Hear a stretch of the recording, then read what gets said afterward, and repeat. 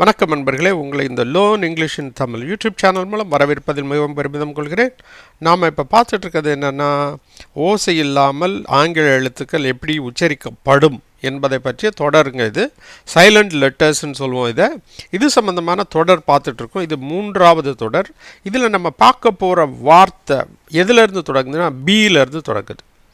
பியிலேருந்து தொடங்குகிற வார்த்தையும் பியால் முடிகிற வார்த்தையும் ரெண்டையுமே பார்க்க போகிறோம். இதை முழுமையாக பாருங்கள். இந்த தொடர் உங்களுக்கு பிடிச்சிருந்துச்சுன்னா கண்டிப்பாக உங்கள் நண்பர்களுக்கும் மற்ற உறவினர்களுக்கும் ஷேர் பண்ணுங்கள். இதனோட பயன் எல்லாருக்கும் கிடைக்க உறுதுணையாக இருப்பீங்கன்னு நினைக்கிறேன்.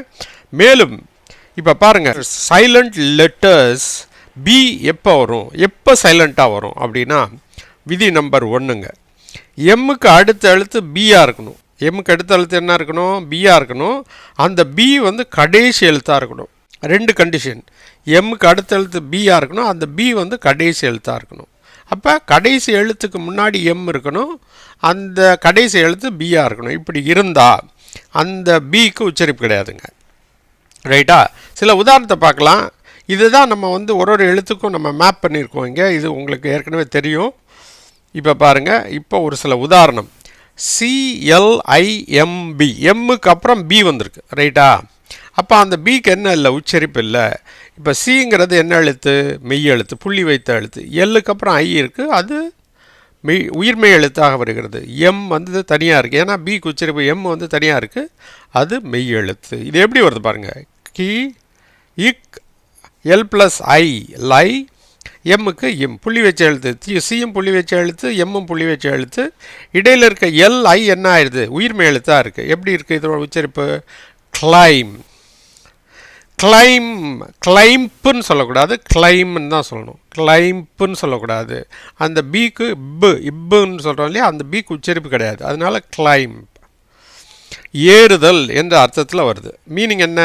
ஏறுதல். ஒரு மலையில் ஏறுறது, ஏனியில் ஏறுறது. Climb up. இறங்குறதுக்கு climb down. Climb up, climb down.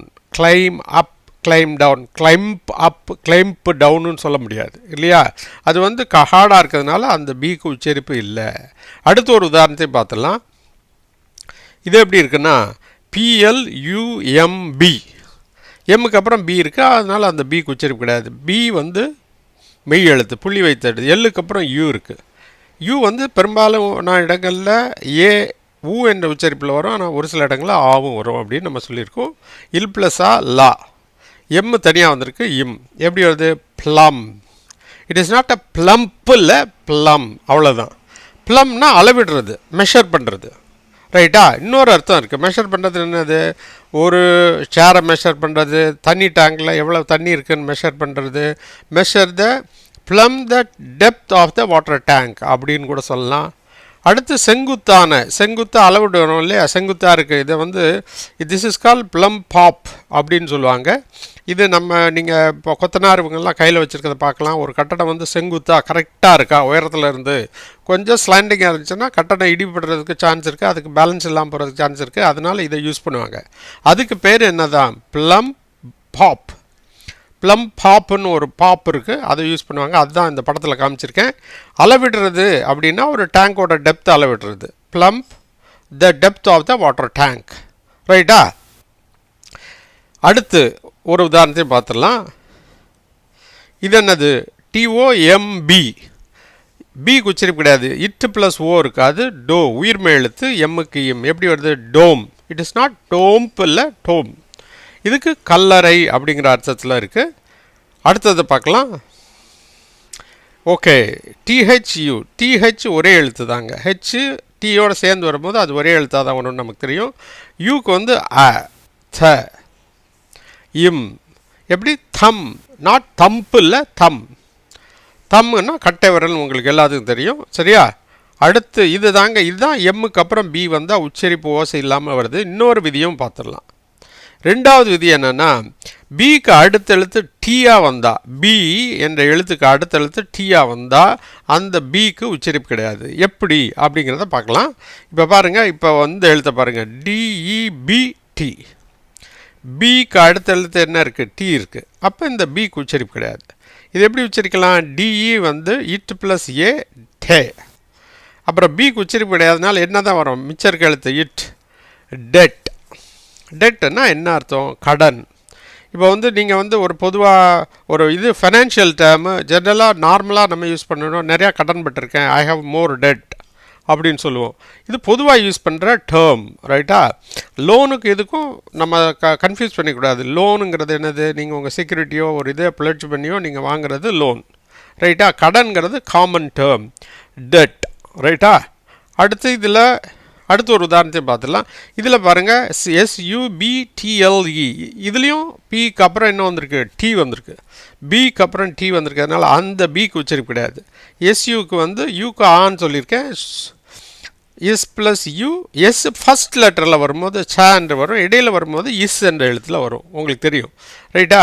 S plus you ச, அடுத்து பிக்கு உச்சரிப்பு கிடையாது. அதுக்கப்புறம் டிக்கு இட்டு, எல்லுக்கு எல்லு, கடைசிக்கு உச்சரிப்பு கிடையாது. அதனால் எப்படி வருது? சட்டில், நாட் சப்டில்லி இல்லை, சப்டிலி இல்லை, சட்டில். சட்டில் என்ற உச்சரிப்பில் வருது. இதுக்கு வந்து நுட்பமான சட்டில் ஐடியா அப்படின்னா ரொம்ப நுட்பமான ஐடியா, சட்டில் அப்ரோச் அப்படின்னு கூட சொல்லலாம். ஒரு வித்தியாசமாக பண்ணுறது, வித்தியாசமாக நுணுக்கமாக பண்ணுறத வந்து என்ன சொல்கிறோம்? சட்டில்னு சொல்லுவோம், ரைட்டா? அடுத்து ஒரு உதாரணத்தை பார்த்துடலாம். இப்போ DOUBT, ரைட்டா? DOUBT, இதுலேயும் பி வந்திருக்கு, அதுக்கப்புறம் டி வந்திருக்கு. அப்போ இந்த பிக்கு உச்சரிப்பு இருக்கா? இல்லை. அதே பார்த்துடலாம். இட் ப்ளஸ் ஓயுக்கு ஒரே எழுத்து தான், அவ், தவ். பிக்கு உச்சரிப்பு கிடையாதுன்னு அடுத்த எழுத்து என்னது? இட். எப்படி வருது? டவுட். டப்ட் இல்லை, டவுட் இல்லை, டவுட். டவுட், டவுட்ஃபுல் அப்படின்னு சொல்லுவோம், ரைட்டா? இதுக்கு வந்து என்ன?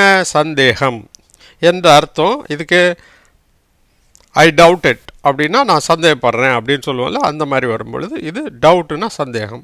இது தாங்க. இப்படி பி என்ற ஓசை 2 இடங்களில் சைலண்ட்டாக வரும். இது உங்களுக்கு முழுமையாக புரிஞ்சிருக்கும்னு நம்புகிறேன். இந்த தொடர் உங்களுக்கு பிடிச்சிருந்துச்சுன்னா உங்கள் நண்பர்களுக்கும் எல்லாருக்கும் ஷேர் பண்ணுங்கள். உங்கள் வீட்டு பக்கத்தில் தமிழ் வழியில் படிக்கும் மாணவ மாணவிகள், கல்லூரி அன்பர்கள், ஆங்கிலத்தை எழுத படிக்க விரும்பும் தமிழ் அன்பர்கள் இருந்தால் இந்த சேனலை பற்றி எடுத்து சொல்லுங்கள். இந்த சேனலை நீங்கள் சப்ஸ்கிரைப் பண்ணலைன்னா ப்ளீஸ் சப்ஸ்கிரைப் பண்ணுங்கள். அதோடு மட்டும் இல்லாமல் இந்த பெல் ஐக்கானை கிளிக் பண்ண மறந்துடாதீங்க. அப்படி கிளிக் பண்ணதுனால நாங்கள் போடுற வீடியோக்கள் அனைத்தும் உங்களுக்கு உடனுக்குடன் வந்து சேரும் என்பதை இதன் மூலம் தெரிவித்துக்கொள்கிறோம். மேலும் இந்த சேனலின் பயன் உலகம் முழுமைக்கும் உள்ள தமிழ் பேசும் நமது சொந்தங்களுக்கு சென்றடைய இந்த சேனலை பற்றிய விவரங்களை வாட்ஸ்அப்பிலோ அல்லது ஃபேஸ்புக்கிலோ ஷேர் பண்ணுங்கள் என்றும் தாழ்மையுடன் கேட்டுக்கொள்கிறேன். நண்பர்களே, நன்றி, வணக்கம். மீண்டும் சந்திப்போம் அடுத்த ஒரு புதிய தொடரில்.